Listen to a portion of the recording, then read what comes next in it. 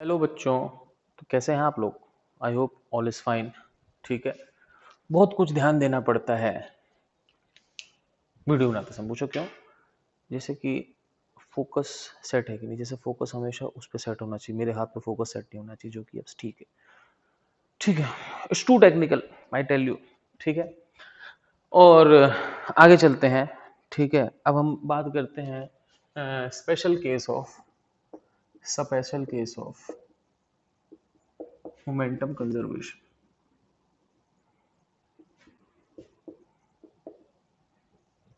ठीक है।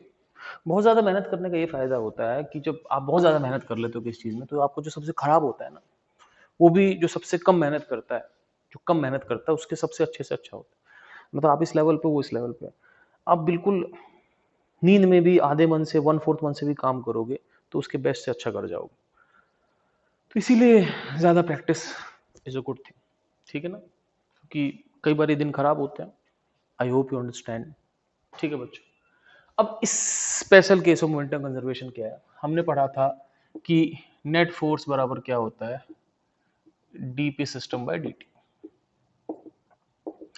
अगर नेट फोर्स जीरो है तो इसका मतलब सिस्टम का मोमेंटम क्या होता है? कांस्टेंट। ये हम पढ़ चुके हैं। अब सिस्टम का मोमेंटम कांस्टेंट करके हमने कई सारे सवाल किए थे। कई सारे सवाल ऐसे किए थे जिसमें शुरू का मोमेंटम और बाद का मोमेंटम आपस में सेम था। अब वो तो हमने मोमेंटम कंजर्वेशन कर लिया था। अब एक और काम कर सकते हो कि सिस्टम का मोमेंटम कितना होगा? M total into VC.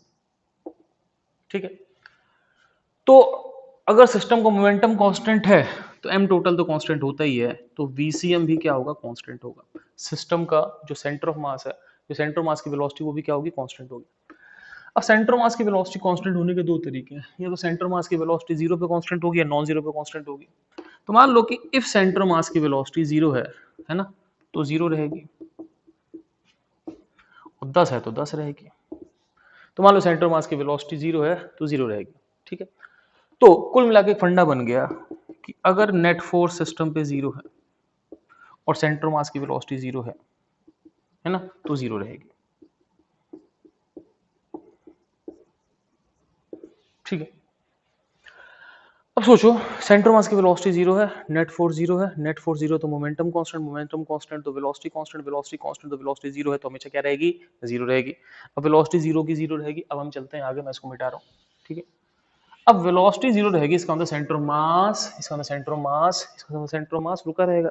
तो ओ माय गॉड, ओ भाई, है ना? तो इसका मतलब क्या हुआ? अगर सेंटर मास की वेलोसिटी जीरो रहेगी,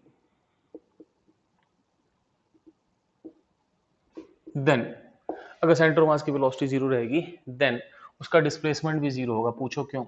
डिस्प्लेसमेंट इसलिए जीरो होगा क्योंकि अगर सेंटर मास की वेलोसिटी जीरो, इसका मतलब चल नहीं रहा। अब मैं कह रहा हूँ तू 1 साल नहीं चला, 2 साल नहीं चला, 3 साल नहीं चला, 4 साल नहीं चला, तो तेरा डिस्प्लेसमेंट क्या होगा? डिस्प्लेसमेंट जो भी होगा तेरे भूत का डिस्प्लेसमेंट होगा, क्योंकि जो आदमी 4 साल ना चले, इसका मतलब वो मुर्दा है ना? ठीक है ना? तो सेंटर मास का डिस्प्लेसमेंट क्या होगा? जीरो। और सेंटर मास का डिस्प्लेसमेंट कितना होता है? Sigma M S by sigma M. तो इसका मतलब सिग्मा एम एस भी जीरो होगा। ठीक है। तो कुल मिला के नेट फोर्स जीरो है और सेंटर मास की वेलोसिटी जीरो है, तो जीरो रहेगी। इससे सेंटर मास का डिस्प्लेसमेंट जीरो होगा, सेंटर मास का डिस्प्लेसमेंट जीरो होगा, तो सिग्मा एम एस भी जीरो रहेगा। एक चीज और मैं कहना चाहता हूं कि momentum conservation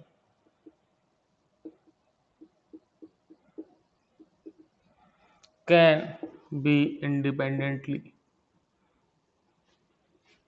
applied in XYZ। आप मोमेंटम कंजर्वेशन या उसे किसी फंडे को मोमेंटम कंजर्वेशन और it's fundas can be independently applied in XYZ। आप XYZ में अलग अलग अप्लाई कर सकते हो। तुम बोलोगे सर मुझे समझ नहीं आया, मैं बोलूंगा देखो, नेट फोर्स क्या होता है? डीपी बाई डी होता है। मान लो नेट फोर्स को मैं 3 पार्ट में डिवाइड कर दूं, किसमें? एफ एक्स आई, एफ वाई जे, मैं दो में कर रहा हूँ। ऐसे मोमेंटम को भी 2 पार्ट में डिवाइड करते हैं, पी एक्स आई, पी वाई जी। चंदा ओ चंदा। ठीक है बच्चों। अब अगर आप देखो तो अगर दो वेक्टर बराबर हैं तो आई वाला आई के बराबर होगा और जे वाला जे के बराबर होगा। अब देखो सिंपल सी बात, अगर x में फोर्स 0 है तो x का मोमेंटम कांस्टेंट हो जाएगा, y का फोर्स 0 तो y का मोमेंटम कांस्टेंट हो जाएगा, और ये दोनों इंडिपेंडेंट है। इंडिपेंडेंट समझ लो, हो सकता है कि x में फोर्स 0 है, y में फोर्स 0 नहीं है, लेकिन अगर केवल x में फोर्स 0 है तो x का मोमेंटम आप कांस्टेंट कर सकते हो, भले y का कांस्टेंट ना हो। समझ लो, तो इंडिपेंडेंटली मतलब ये कि जिस डायरेक्शन में फोर्स 0 केवल उसी का मोमेंटम कांस्टेंट कर दो, बाकी सबको बाहर में जाने दो। ठीक है, तो एक्स वाई जेड तीन डायरेक्शन है, एक्स वाई में फोर्स नहीं है, जेड में फोर्स है, तो एक्स वाई का मोमेंटम कैंसिल सॉरी कांस्टेंट कर दो, लेकिन जेड का मोमेंटम रहने दो। आई hope you understand this thing. ठीक है, अब हम लोग क्या करते हैं, कुछ सवाल करते हैं छोटे छोटे छोटे छोटे छोटे चिन्ह मिलने से, और फिर हम आगे बढ़ते हैं। ओके बच्चों, बाय। चंदा ओ चंदा, चंदा ओ चंदा, किसने चुराई तेरी मेरी नींद। चलो भाई, क्वेश्चन क्या है, क्वेश्चन यक प्लैंक किया है और इस पर एक आदमी है। ठीक है बच्चों, 10 मीटर का प्लैंक है, 10 मीटर का आदमी है, मजाक कर रहा हूँ, 10 मीटर का आदमी होते नहीं है, दाना बोते हैं, और ये कोई आदमी है। ठीक है, और ये जो जमीन है ये फ्रिक्शनलेस है। ठीक है, और मान लो आदमी कुछ 40 किलो का है और ये प्लैंक कुछ 60 किलो का है। ठीक है, आदमी प्लैंक के बीच में फ्रिक्शन है। ठीक है, अब ऐसे मान लो जैसे कि प्लैंक के नीचे फ्रिक्शनलेस का मतलब प्लैंक के नीचे पहिए मान लो और आदमी है। अब आदमी जब आगे जाएगा तो प्लैंक पीछे भगेगा क्योंकि फ्रिक्शनलेस है। तो क्वेश्चन ये है कि ये आदमी लेफ्ट सिरे से राइट सिरे आ गया चल के, तो जैसे ही लेफ्ट सिरे से राइट सिरे जाएगा तो प्लैंक पीछे जाएगा।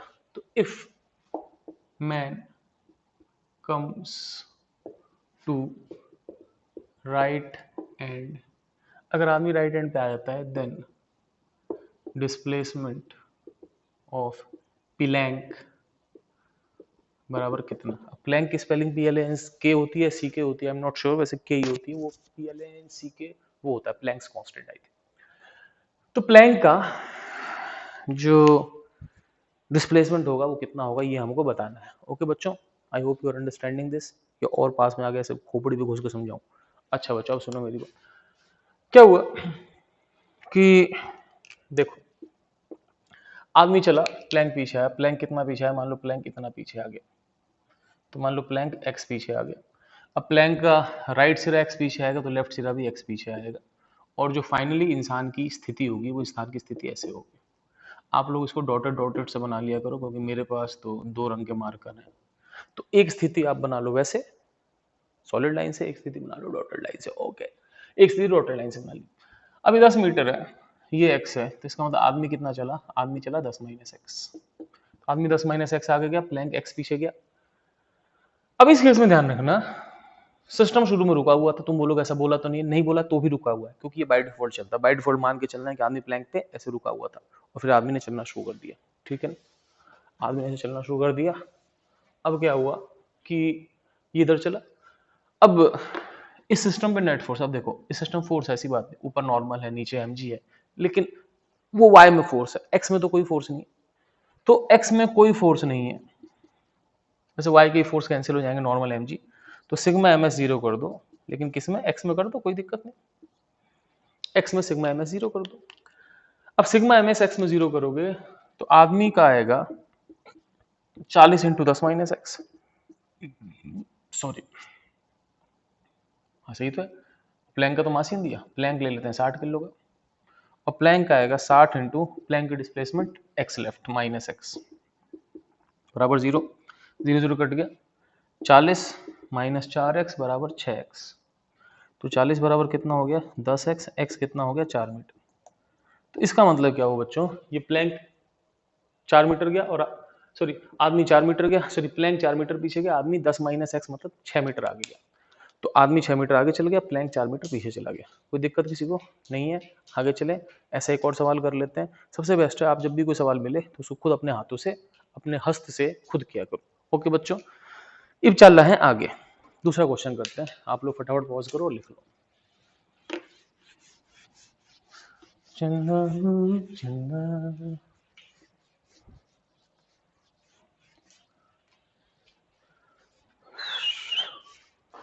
ये भेजी थी दुआ, वो जाके आसमां से यूं टकरा गई कि आ गई है लौट के सदा। ये एक 20 किलो का बच्चा है, ये एक 30 किलो का बच्चा है। मुझे पता है तुम मजे लोगे मेरे कि 30 किलो का बच्चा छोटा कैसे हो गया। इसका नाम दे देते हैं ए, इसका नाम दे देते हैं बी। ठीक है, इसीलिए मैं पेट बड़े बड़े बनाता हूँ ताकि एकदम मुझे कॉम्प्लेक्सिटी महसूस ना हो। कॉम्प्लेक्स, कॉम्प्लेक्स, दूसरी बात अलग से लिखना ना पड़े। ठीक है, अब 50 किलो का ये प्लैंक, प्लैंक फिर मान लो या 5 मीटर मान लो, 10 मीटर मान लो, क्या फर्क पड़ता है, जमीन फ्रिक्शनलेस है।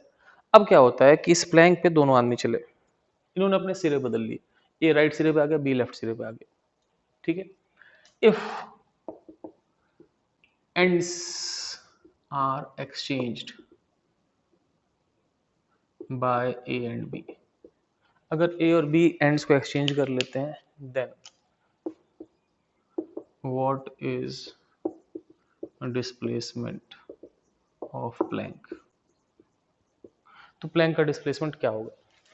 ठीक है, लेट्स सी। वैसे मुझे कंफर्म पता है कि 30 के चलने से प्लैंक ज्यादा पीछे जाएगा, 20 के चलने से कम, मतलब 30 का इफेक्ट ज्यादा होगा। हरी है ना, तो कायदे से तो दोनों चल रहे हैं, तो ये प्लैंक को जैसे 20 चलेगा तो प्लैंक को पीछे धक्का देगा, 30 चलेगा तो प्लैंक को उधर धक्का देगा, तो इफेक्ट ज्यादा 30 का पड़ना चाहिए, कायदे से प्लैंक उधर जाना चाहिए, कोई दिक्कत नहीं। हम मान लेते हैं कि प्लैंक इधर गया, और कितना इधर गया बच्चों, प्लैंक मान लो इधर x गया, जो भेजी थी दुआ वो जाके आसमां। अब मुझे पता है x नेगेटिव आएगा, क्योंकि मैंने माना x लेफ्ट, x मान लो -2 आ गया, तो -2 लेफ्ट का मतलब 2 राइट, लेकिन मैंने जानबूझ के लेफ्ट मान लिया।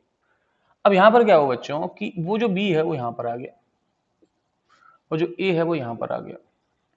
ठीक है बच्चों, अब a कितना चला, a यहां से यहां गया, तब समझना मेरी बात, ये 5 था, ये x था, तो a कितना चला, बेसिकली a चला 5 - x।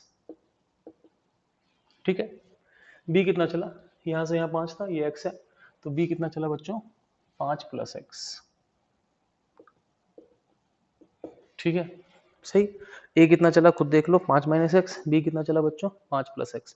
ये 5 + x जो है ये कट रहा है डायग्राम से, दिख नहीं रहा है डायग्राम पे, कोई दिक्कत नहीं। b कितना चला, b चला 5 + x, इसीलिए मैं जा जाकर देख लेता हूँ कि कहीं मैं कोई गुस्ताखी तो नहीं कर रहा हूँ। ठीक है बच्चों, तो b चला 5 + x। ठीक है, मैं ही कैमरा मैन हूँ, मैं ही सब कुछ। ठीक है, तुम ही हो माता पिता, तुम ही हो बंधु सखा, तुम ही हो साथी, तुम ही सहारे, कोई ना अपना बिना तुम्हारे, वटेवर वटेवर वटेवर। अब b चला 5 + x, a चला 5 - x। अब मुझे क्या करना है, सिग्मा ms बराबर 0 करना है। चलो भाई सिग्मा ms को 0 करते हैं।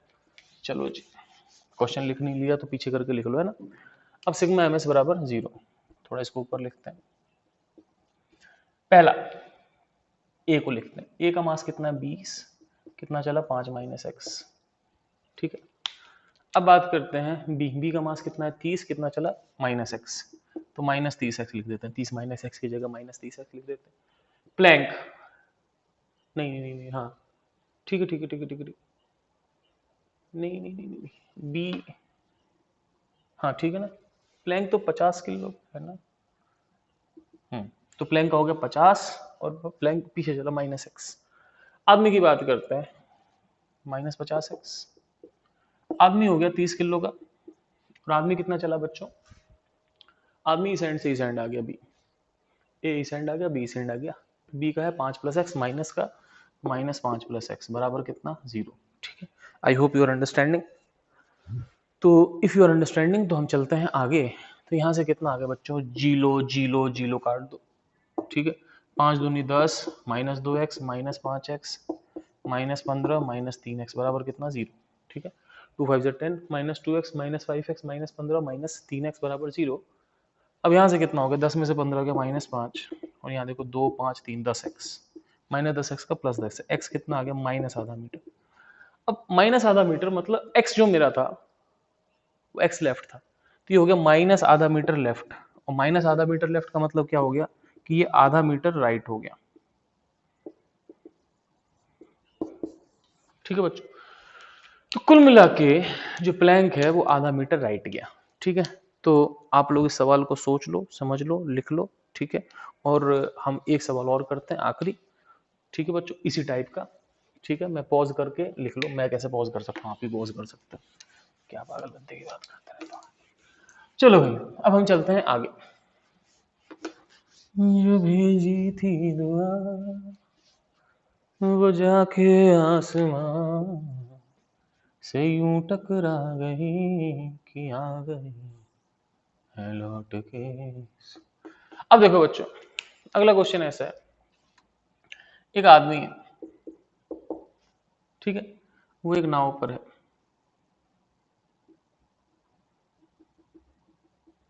ठीक है, अब ये आदमी जो है ये किनारा है, यहाँ से 20 मीटर दूरी पर है। ठीक है, अब वर्ड्स का हेरफेर है। आदमी मान लो 50 किलो का है, 60 किलो का मान लो, जो नाव है वो 40 किलो की। ठीक है, अब क्वेश्चन ये है कि पर्सन भाग्स, भाग्स मतलब भागता नहीं है, चलता है ना, walks. Person walks 5 metre left on boat, then what is his distance from shore? वो शोर से 20 मीटर दूरी पे है। अगर वो बोट पर 5 मीटर चलता है तो उसका शोर से डिस्टेंस क्या होगा? अब समझना मेरी बात। वो ये नहीं कह रहा कि वो 5 मीटर चल रहा है, वो कह रहा है वो बोट पर 5 मीटर चल रहा है। दोनों में डिफरेंस है। जैसे कि मेरी बात समझ लो, ये मेरा हाथ है। अगर ये जमीन होती तो 5 मीटर मतलब 5 मीटर, लेकिन अगर मैं हाथ पे चलता हूँ और हाथ पीछे आता है तो ये 5 मीटर है, तो मैं हाथ पर तो 5 मीटर चला, लेकिन ये पॉइंट मान लो 2 मीटर इधर आ गया, तो एक्चुअली मैं यहाँ पहुंचता लेकिन 2 मीटर इधर आ गया, तो मेरा एक्चुअल डिस्प्लेसमेंट 5 माइनस 2 3 मीटर हो गया। तो आप बोट पे चल रहे हो तो बोट पीछे आएगी। ठीक है, हम पानी को इस केस में हमें मान लेंगे बोट पानी के बीच में फ्रिक्शन नहीं है, ये बाय डिफॉल्ट चलता है। ऐसा कोई क्वेश्चन आए तो मान के चलना कि बोट पानी के बीच में फ्रिक्शन नहीं है, तो बोट पीछे आएगी। अब मेरी बात समझना, सपोज ये वो पॉइंट है पी, जो इस इंसान से कितनी दूरी पे था, 5 मीटर। ये पी पॉइंट है जो इंसान से कितनी दूरी पे था, 5 मीटर पे था। अब इंसान 5 मीटर बोर्ड पे चल रहा है, मतलब पी पर आ रहा है, लेकिन चक्कर ये है कि पी पीछे आएगा और आदमी आगे जाएगा। ठीक है, अब मेरी बात समझ। ये होगा ऐसा कि जैसे जैसे आदमी आगे बढ़ेगा ये बोट पीछे आएगी।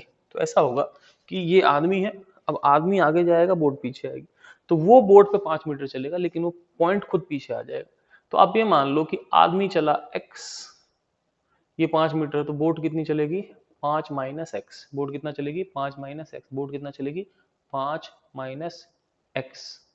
आई होप यू अंडरस्टैंड। अब करना यही है कि सिग्मा एम एस जीरो करना है।